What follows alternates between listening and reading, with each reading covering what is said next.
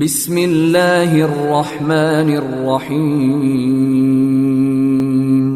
إن الذين قالوا ربنا الله ثم استقاموا فلا خوف عليهم ولا هم يحزنون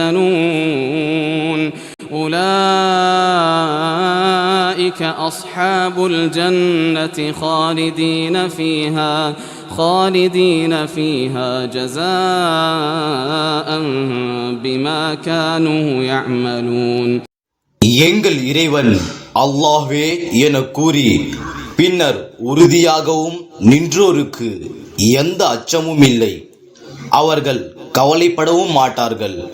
அவர்களே சொர்க்கவாசிகள், அதில் அவர்கள் நிரந்தரமாக இருப்பார்கள். இது அவர்கள் செய்து கொண்டிருந்ததற்கு கூலியாகும். அல் குர்ஆன் அத்தியாயம் 46 வசனம் 13 மற்றும் 14.